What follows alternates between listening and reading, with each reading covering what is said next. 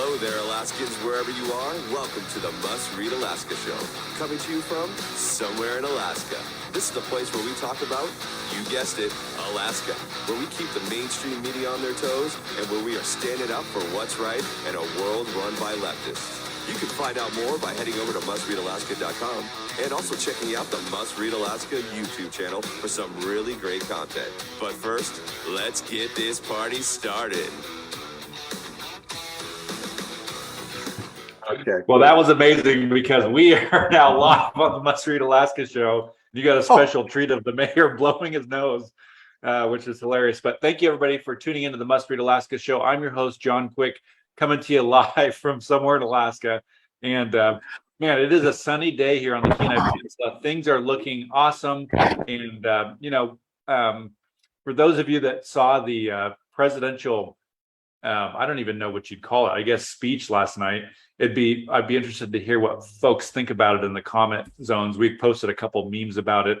I've heard both from the Republicans and some Democrats on how they thought it was literally the worst speech backdrop that they've ever seen in their whole life. Talk about the red one, the red backdrop. Yeah. I saw some of that. And so without further ado, I want to welcome Mayor Jim to the Must Read Alaska show. Mayor Jim is the mayor up in Fairbanks. Mayor, welcome to the Must Read Alaska show. John, I don't have a red background. Mine's more blurred. I think that's more appropriate for speaking. Or the Beatles one that I showed you earlier. Yeah, the Beatles one's pretty cool. So, yeah. Mayor, tell us a little bit about how you first got involved in politics. We'll kind of get into Fairbanks here in a little bit, but give us that story about, what first spurred you on to want to throw your name in the hat and run for office. Well, I appreciate that. First of all, thanks, John, for the time we're spending here on Must Read Alaska. I appreciate it very much. And, normally I cite high school when I got the bug, but if I go back a little bit further into the 70s, my parents were pretty active around Fairbanks with political campaigns, and we always had fundraisers and parties at my parents' house here on Kodiak Street. When I was little, I volunteered and helped on Governor Hickles' campaign when I was really little with my mom, and we gave out lollipops, which were like lollipops, but they were lollipops. It was kind of funny, and that was kind of fun. And I got to be around a lot of adults as a child. But really, what bit me the most is when I was in government class at Lathrop High School, and my government teacher, Terry Marquette, brought a TV set into the class that day. It was government honors class. And he said, we're not going to have class. We're going to turn the news on and watch the news. And what the news was President Reagan's attempted assassination. So we watched the live feed for a long time. And then I spent the next couple of weeks and months watching how he recovered and how he went back into the Senate chambers and just watching him. And then he was the president during my early 20s up until I hit 30. So watching him and then getting a job with the Chamber of Commerce and volunteering like crazy for different organizations led me to my very first race officially in 2000 when I ran for the borough assembly. There was a crowded field of 7 brand new first-time people running. So I didn't win that seat. And then life took a turn. I had more children. And then finally, by 2010 is when I decided to run for local city council, and I won. And I got reelected in 13, and I was really honored for that. And then I ran for mayor in 16 and then reelected again in 19. So 2010 is when really things took off with actually getting elected. But before that was a lot of building blocks that I was doing. That's awesome. Well, and hearing a lot of folks' stories on the Must Read Alaska show. Oftentimes I interview folks and they lost their first or second race. Tell me a little bit about, picking yourself up by the bootstraps and trying again. And do you think that that's important in the political world? Yeah. I was speaking to a group of kids the other day who came to City Hall, and we were talking about political life and unsocial media and proper discourse and talking to people. We were going through all of that. And somebody asked me if I ever lost a race. And that was a good question. And I said, yeah, I actually lost in 2000. And, I wasn't happy that I lost, but I learned so much. And I had such a fun time running for that office, John, because like I said, there were 7 of us. and we were all branched, 6 or 7. It was a lot of people, more than ever. And so I came in second place in that race. Victoria Foote won, but I had so much fun running. And it was a borough seat, so it was a bigger swath of people. I learned that a lot of people want to tell you their issues, their opinions, some good, some not so good, but it really taught me how to learn more. And I was sharing with you before we went live that I was in radio for 20 years up here, from 84 through 2004, working in radio. And I did talk shows like you're doing, and I worked on the radio, and I worked with music. So I learned how to interview and talk. And so being a politician, and I hate the term, but that's kind of what we all are at times, it's sharpened my communication skills. So the loss in 2000 was no big deal. I figure it's kind of God's plan. I've been trying to following his plan as best I can, falling down, getting back up, and then here I am today. Nice. Well, tell me, so for sometimes that, I talk to folks and they get a little confused because Fairbanks has a borough mayor, and then Fairbanks has a mayor for the city. Can you give us like a elevator talk on the difference of the two? There's a borough and there's a city, just so folks kind of get a clear picture of the kind of political structure up there. I can. So I'm a visual learner. So, and because I'm a disc jockey, I will use this trusty compact disc. So in the center hole, this centered hole, that is Fairbanks. This outer rim is the borough. So we are a city in the middle of a borough. So that's where I'll start. And the city of Fairbanks is a home rule city, which simply means there's a strong mayor form of government, which means that I run the city council meetings. I'm in charge of all human resources and HR hiring and firing. And I oversee 200 employees that serve the 31,000 people in the city, the inner whole.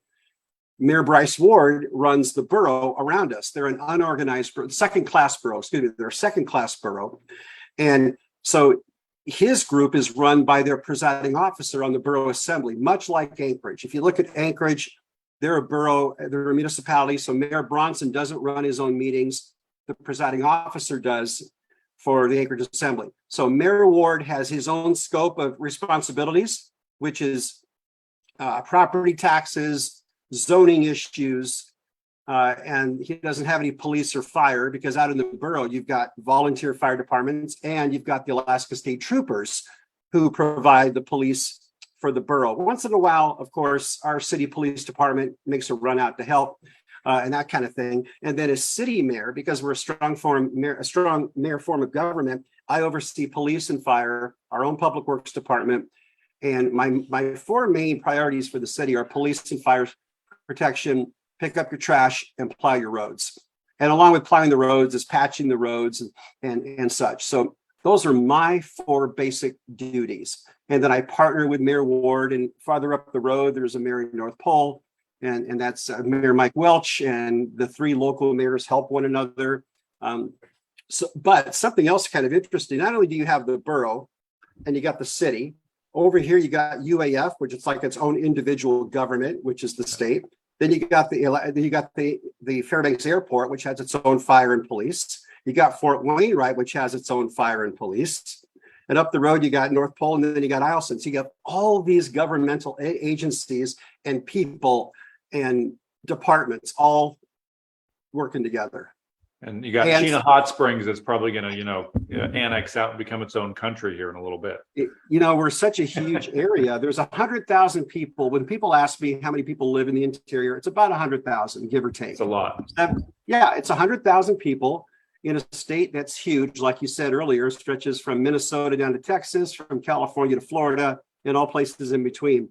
So, but we're a tight-knit group up here. We're so landlocked that we get along really well. I mean, we're not immune to problems and things, but on the whole, because we're so far up in the middle of the state and so landlocked, like I mentioned, it's not out of control. We've been able to work pretty well on the local issues.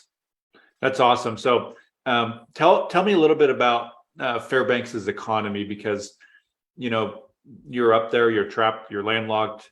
You do have a road to you, but it's a very unique situation. It's probably there's probably not too many cities like yourself around the United States that, it takes 4, 5, 6 hours to get from one super inhabited city to the, down to Anchorage. So tell us a little bit about the economy in Fairbanks, what makes it churn and what makes it burn. It's a good question. Well, one of the biggest things for the interior is tourism. And we have a local entity called Explore Fairbanks. And Explore Fairbanks has managed to not only put Fairbanks and the interior on the map since the 80s, when it was first known as Fairbanks Convention and Visitors Bureau, the FCVB. They've also turned winter tourism as popular or more so than summer tourism. It's been amazing what they do. So that's a huge economic driver for us, which of course took a big hit. And I won't even say the C word because I'm trying to move past that whole thing. Let's write this last 2 years off as an anomaly, please, John. And then obviously we have coal in the interior out in Healy. We've got timber, tourism.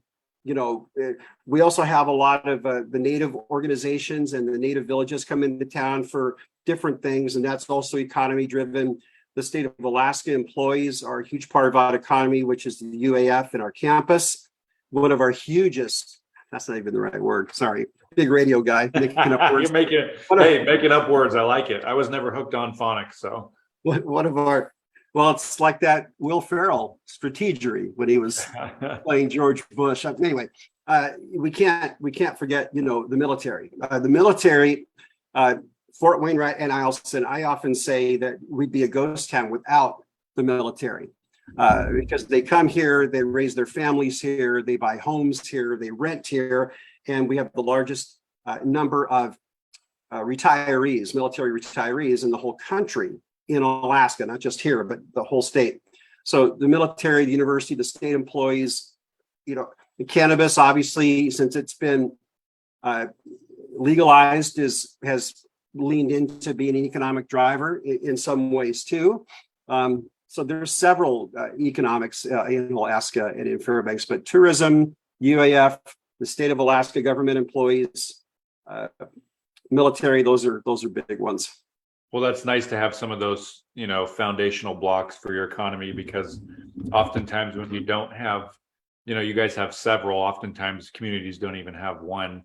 So, count your lucky stars that you have that, because, man, I live out here on the Kenai Peninsula, and when Agrium left, it was a huge hit. So I think that it's good to have stuff like tourism and, the university and military to kind of be that foundation of your economy. So one of the things I saw a couple weeks, I think it was like last week, and I posted the picture on our Must Read Alaska page, was a picture of a Healy electrical vehicle charging station, and on it there's a big sticker that says "Powered by coal." I saw that. I saw that picture. Boy, that sure is turned into some funny. It is a little. And there's another picture I saw of a gas-powered car bringing a generator to an electric car. I've seen that. So and charging up. It is kind of funny. There's no reason why these things can't coexist. I understand the market for. I do, but you can't deny the irony and the humor around it. I mean, it's humorous, of course. And so we need to laugh a little more at this kind of stuff. And if you want to buy an electric car, go ahead. I mean, I can't imagine our entire country moving from A to B, which has been talked about on a major scale, in the country. No, we have 330 million people in this country, John, and every one of them are free. Every one of them are free. So when you have that many people with that much freedom, which I wouldn't trade for anything, you're going to have differences of ideas, opinions, and people who think differently, which is a blessing to our country. We're not all like this and have the government telling us to think one way. Yep. So what are does Fairbanks have, some major projects that, I'm sure that since you've been mayor there since 2016, maybe you've been working on some huge federal project or state conjunction project. What are some of those projects around the city or borough that are maybe on the cuspice of getting started or getting completed that you're excited about? Well, if you ask the average citizen in town today what's frustrating them the most this summer, they'll tell you construction work. And I have to agree with them. I'm very optimistic and I'm always positive. Hey, when it's done, it's going to be great. But you can't deny the fact that every road you turn on, there's cones and they're redirecting you. So, and that's good. There's some local projects we're doing in conjunction with the state and big state projects. We're replacing some bridges, which is fantastic. We have some of the oldest bridges in the country up here. And we have a new one that got put up last year. Now they're working on our main one downtown, the Cushman Street Bridge. So I'd say road construction projects are huge right now, and we're getting a lot done. Because when you live in the Arctic, you know, all the roads take a beating all the time. You're constantly repairing, you're constantly filling holes, you're constantly filling potholes. So that's a big one. In recent months, since I've been mayor, and the new mayor will take over in a few months, is the Polaris building. You've heard the stories about the Polaris building. I personally like to thank, you know, the interior delegation. The main thrust behind this was Senator Murkowski, but Senator Sullivan certainly rang the bell on that, and so did Congressman Young when he was alive. And now we have a $10 million pot of money that came through the infrastructure program. Wow. Through one of those buckets, because we don't have that kind of money, John. The city of Fairbanks is very lean ran. It's just, we don't have tons of money laying around after we pay all the bills, which is good. We don't want to collect more than we need. And we just didn't have $10 million. And it's our largest building downtown. It's our little skyscraper, because that's, you know, it's our tallest building that needs to come down. So that's going to come down next summer under someone else's watch, but it doesn't matter. It was a huge score for Fairbanks that we got that money. All right. Nice. And other projects are tearing down problem properties, tackling homelessness, opioid issues, which are bad things. But when you're making headway, that's a project that you like to see, right? Major project. And then the state's got a huge roundabout. I'm sure you've seen the stories on the GARS roundabout right in front of Fort Wainwright. There's a lot of jokes around roundabouts. You know, I use them properly. They never really give me a problem. Yeah, they can be confusing. I get all that, but it also helps the flow of traffic. So it's a love-hate thing up here with roundabouts. So there are a lot of projects that are going on around town. That's awesome. Why do you think there's, you know, never been that gas line that has come up to Fairbanks? Always, it seems like every time we have a big, you know, governor's race or something like that, it seems to be mentioned. It doesn't ever seem to be a focal point, but it seems, you know, folks mentioning it and then they'll look into it and then nothing happens, and then they'll look into it and nothing happens. Why do you think it's never happened? What's your take on it? Everything always boils down to politics and money when you talk about these large things. If you go to the Fedco offices in town, which is the Fairbanks Economic Development Corporation, they've got a great poster on their wall from like the late 50s. You know, oil on the way or gas on the way. And from the 50s. I love it. Yeah, you know, it's really funny. But, you know, we've come closer each time. But, you know, these things do take time. And there's always other priorities that come into play, or projects. Or, you know, if you had the same leaders for 30 straight years all across the board, you get a lot more things done. But new leaders come in, and new governors come in, and new council folks, and new mayors. And all of a sudden they try to shift their things. That's why sometimes you see unfinished roads done, or half a bridge or something. It just, the priorities constantly change, where I think you ought to just write that check, move into the project and get it done, period. Because, you know, some people have hooked up to natural gas up here. There is some people that have been trying really hard. They have put in the big tank over here, you know, the LNG plant. So we're getting steps to get there finally. And we've made some real progress. But to me, it's personalities, politics, and money, and things that always seem to sideline these things, which we know are important. And we know they're there. We know they need to be done. But you keep putting it off. Yeah, if somebody doesn't think it's a big deal, go to Fairbanks in mid-January and have fun breathing outside, because, you know, that smoke just sits there. And what, you know, that's how people, I don't think a lot of people realize there's, you know, people on the show that have never even been listening to the show that have never even been to Alaska. Fairbanks has one of the biggest temperature variances, I think, in the United States. It'll get into the 90s in the summer and what, negative 30 or 40 or 50 in the winter. Yeah, we have when I worked on the Riverboat Discovery here for 2 summers, I narrated the cruise for tourists every day. It was a lot of fun, 2012 and 13.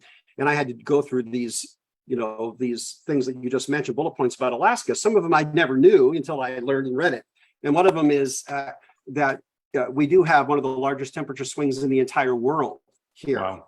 And so, Siberia does too, some areas over there, but because we're in the middle of this bowl and we don't have a ton of wind. I mean, we have wind occasionally, but we just stay steady all the time. So it's either 50 below, and I remember it 60 below when I was a kid here, to 90, 92, 93 degrees. That's a huge gap. I mean, it's a huge gap. And so it's going to take its toll on people. It's going to take its toll on, the roads in town. And without any wind, and you're sitting at 40 below, and you got every car in town running, and you got auto start running all day long, and you got this big mass over the city, which is, of course, the EPA. We violate the EPA rules almost every winter. So that's why we're trying to convert people, to clean coal and don't burn everything in your fireplace. But John, keep in mind that when heating oil is through the roof, it becomes a matter of life or death. People will put anything, and I get it. I know it's not right, but what are you going to do when you have to heat? Yeah, when it's negative 20 or 30, you're just going to do whatever it takes to get warm because you literally will die if you don't. And so it's totally understandable. And that's, I always thought, man, a gas line is going to cost a lot of money up to Fairbanks. But if I'm a gas company, I'm like, I'm going to make a crazy amount of money in the winter there. It might be a good investment. So, I really hope you guys eventually get that. But, like you said, whichever way the wind blows, a new politician, a new whatever, and you just never know. And I look back on some of these projects that Alaska has been talking about for 20, 30, 40, 50 years. And I wonder what a difference it would have made if somebody just pulled the trigger on day one, as opposed to inching along for 20 or 30 years. So you have so many people that share their own opinions about it, and you hire experts and people to talk about it. And then, look how economy can change in a matter of 3 or 4 years when you start planning. And with COVID, I know I said the C word, but, look what it did to a lot of things. It kind of grinded things to a halt. And so you just never know what's to be expected when you have a 5-year project or whatever. So you've had a fairly successful political career. You've been on the city council, you've been the mayor, and running the day-to-day operations as the chief administrative officer for the city of Fairbanks. Who's somebody that you've looked up to as a hero over the years, and why do you look up to him? That's a good question. And I could say the obvious ones like my dad and my mom and everything, but outside of my own family, which I think they deserve a lot of praise. My first political hero was Reagan, and that's when I was in high school. I came up. I was pretty young when Jimmy Carter was president, but once I turned 18, 19, 20, 21, I watched Reagan. I watched him on the national stage, and I started reading books about him and how he was playful and had a good sense of humor, and sometimes was detached from the job too. I mean, everybody has their foibles. I mean, every person that holds an office like that. So I became really interested in presidents in general. And I would say Lincoln was a hero. I loved some of the things he stood for and some of the things he made history with. I read books about John F. Kennedy, and I thought he did some amazing things and what a visionary he was. And I don't care if you have an R or D next to your name or an I or anything else. Everybody brings something good to leadership, I believe. And you have to take the best of those people. So my political hero was probably somebody like Ronald Reagan for sure. And then, music, I'm a music fanatic nut that I sleep and eat and drink. So I'm kind of a Paul McCartney nut, and I really appreciated his contributions to music and just pop culture in general. The Beatles, yeah, I did say the Beatles, and you could decipher their lyrics all day long. And I think that when I gave a speech recently to some high schoolers, and I said, one of the things you should do in your life is listen to the Beatles and check out some of those lyrics. And people thought that was funny, but not bad words to live by when music is part of your life, like it's been part of mine. So Ronald Reagan, Paul McCartney and other world leaders, of course, have always been the people I've looked at. And locally in town, you know, I was good friends with Wayne Nelson, our prior mayor. Jerry Cleworth taught me a lot about leadership. I worked alongside of him, you know, other people in this town that I really respect. Bernard Gatewood, I served with him on the city council. I really praise him for helping me through some things. So my list of heroes is long. That's awesome. And, you know, Ronald Reagan is the original Make America Great Again slogan maker for his presidential campaign. So a lot of folks my age and younger don't realize that it was Reagan that actually coined that phrase. So I think Reagan is a good guy to look up to. And man, he is he's one of those presidents that a lot of people on this show in particular look up to. So that's awesome to hear that he's one of your heroes. I think that that's awesome. So one of the questions I have for you, Mayor, is taking off your mayor hat. You're running for office. Tell folks about what you're running for and how that campaign is going for folks that are listening in and hearing you for the first time. Yeah, thank you. I appreciate that. I've always wanted to follow the path of a slow climb, right? That's why I started on city council, because I believe that local government's kind of where it's at. There are people that go from 0 to 100. They'll be at home and then they'll run for something really big. And sometimes it works, and that's great. But I chose the way to go up slow, build my base, city council, city mayor, and now I'm running for state senate to represent the interior of Alaska, because we have an interior delegation of House members and Senate members. So I decided to run for a seat.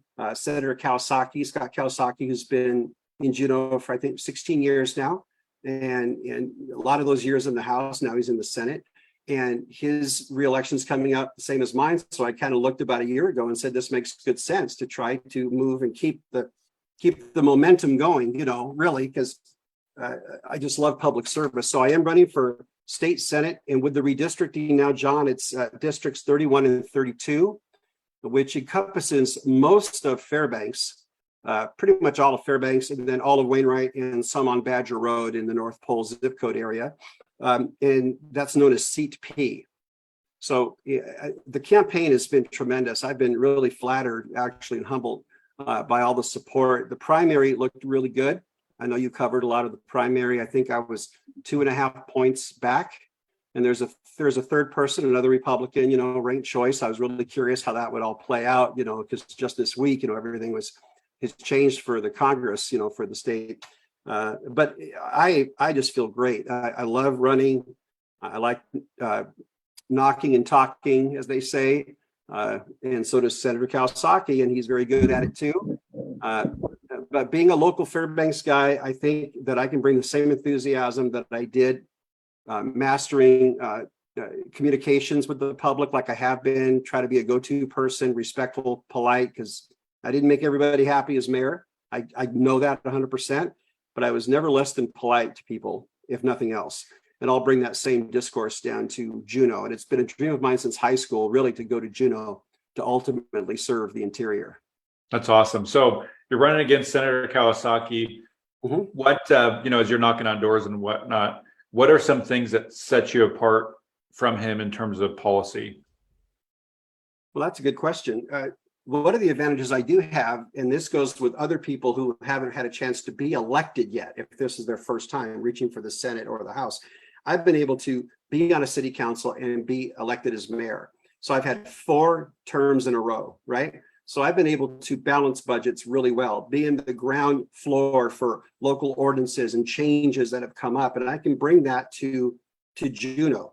Senator Kawasaki, of course, also served on the city council. So I'm not saying he never served locally. But when it comes to policy, everybody talks about the 2 biggies, which are like permanent fund. Everybody talks about permanent fund and social issues. Since I've never served in the Senate or the House, and I studied a lot on the PFD, I have to kind of look and figure that out a little bit more. You know, if I start talking like an expert, I won't be an expert. So the PFD seems to be a little polarizing with a lot of people. And how much should we get? How do we get it? What's the equation? What's the math? How does that work? Well, that's my dog. Sorry. So I think that might set us apart as our views on things. I know he's a Democrat, more liberal than I am. I'm a little more conservative than him, but it doesn't mean you can't work with the other team. You have to work with the other team. And when I think about Reagan, I think about Reagan and Tip O'Neill, that famous duo. And I think that even President Bill Clinton was really good working both sides and talking to people, because that's what it takes. It doesn't matter what letter you have. If you are so far apart that you can't get this close together, and that's something else, John. When I go to Juneau, you've got a far right 10% that can be a little off the chain. You got a far left 10% that can be off the chain. And those two groups never talk. They throw rocks. And those of us in this middle 80, I call it, we just dodge the rocks. So these extreme don't get much work done. I think centrists and people who are willing to come together near the middle, at least partly to the middle, it won't be 50-50 all the time. It could be 70-30, 80, 60-40. They get the work done. And that's what I want to do. So when I'm talking to folks at their doors, they'll say, what are you going to do? How are you going to communicate with people? And I just say the same way I always did here. Call the other folks.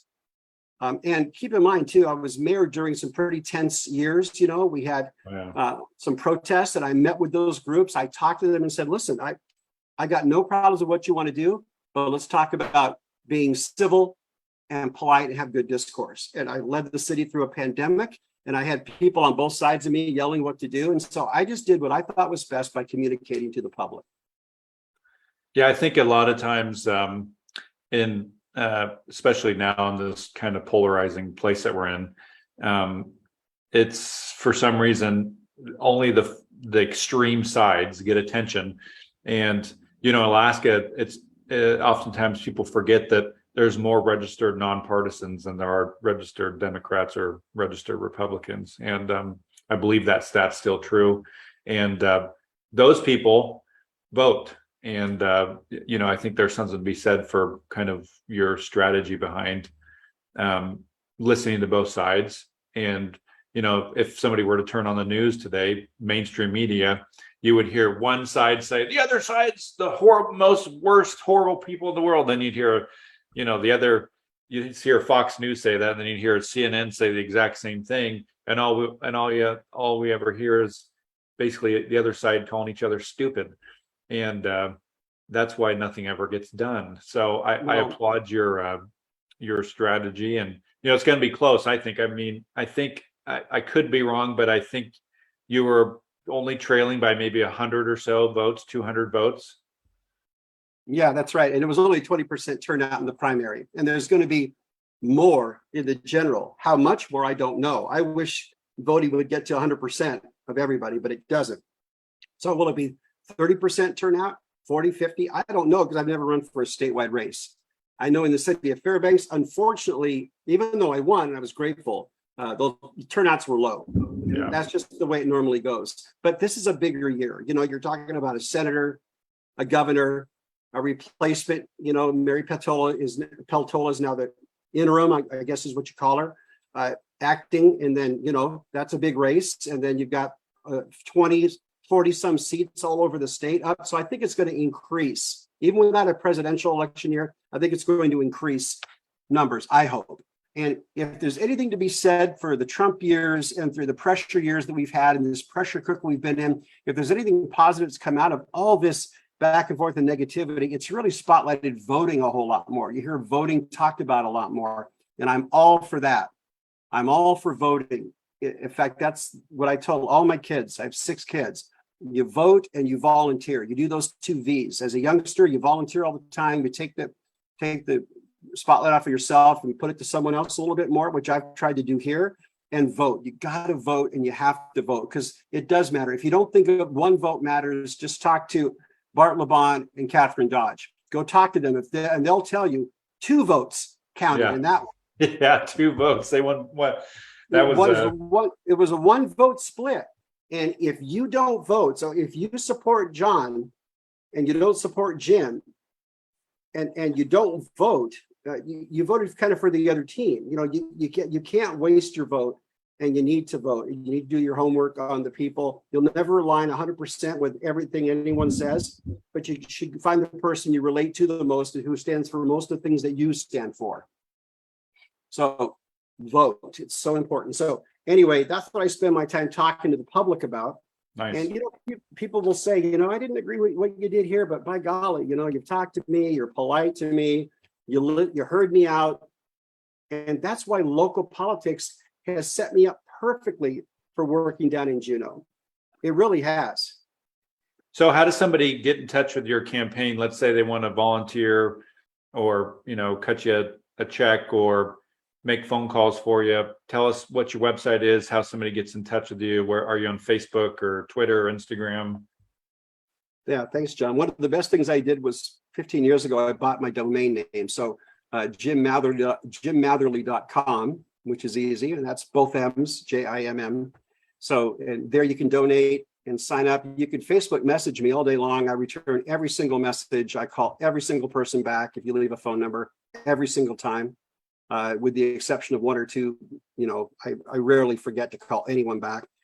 Jim Matherly for State Senate @gmail.com is an email. You can email me, Jim Matherly for State Senate, and that's all spelled out. You don't need to worry about Alaska in there. You can email me and I'll always reach out to you and answer questions to the best of my ability. I don't make up answers, and if I don't know the answer, I'll try to look it up. But part of the reason I want to go to Juneau is to become more familiar with how the state works on a larger level. I know the local level now. It just makes good sense to go up to the state level. And I'll tell you what someone told me in the primary, John. It was pretty interesting. They said, Jim, you're going to go from one of 7 voices, because there's 6 on the council plus me I can vote to, tiebreakers and stuff. So I'm one of 7 voices affecting 30,000 lives to going one of 20 people in the Senate affecting 700,000 lives. Yeah, that's a big deal. That's a really big deal. And unless you're willing to come and talk to people like this, or if you stay way out here, that doesn't work well for the masses. If you're totally extreme and immovable, you will not, that's not good for the masses as a whole. Then you're tunnel vision. You have got to open up that tunnel, or just stay, or just don't run for elected office if you don't like working with people. And I love working with people, even angry people. I try to learn from. Yeah, one of the things that I found very quickly when I became, when I worked at the chief of staff for the Kenai Peninsula Borough is, oftentimes I'm a conservative. We fire shots off the bow at government, often. And, we talk about bloated budgets and wasteful spending and all those kinds of things, which I think, are important. But at the end of the day, what I found out is just normal people working at the borough trying to do the best that they can do. There's no real conspiracy other than it's just a bunch of folks doing their jobs. And just like any other company, there's going to be good and bad employees. But for the most part, a bunch of great folks doing what they can to make the borough a better place. And I think we've missed the human element sometimes as we talk about these kinds of things. I've said that a million times. I am not the smartest guy at the city, nor am I the most skilled at the city. That's the 200 employees that work for the city, because I'm not going to come plow your road or come to your aid with a fire truck. That's the fire department and the police and public works. So I know I'm there as the leader for them, and I cheerlead them. And I've had to let a few people go, and that's fine, because it may not be the best fit. But you're right, the human element has to take a role, no matter what. If you don't like people, then don't run for politics. It's pretty simple. But if you like people and you're compassionate and you're a good listener, then politics is a wonderful profession. It is truly wonderful and rewarding. And I just love the work. I really love it. Well, Mayor, I really appreciate you joining us on the Must Read Alaska show. For folks that have wanted to check out his campaign, we'll put the link in our episode as we post it to iTunes and Spotify and iHeartRadio, and the list goes on. So thanks again, Mayor, for joining us. Good luck in your race. And until next time, from somewhere in Alaska, I'm John Quick signing off. Thanks again, Mayor. Appreciate it. Thanks, John.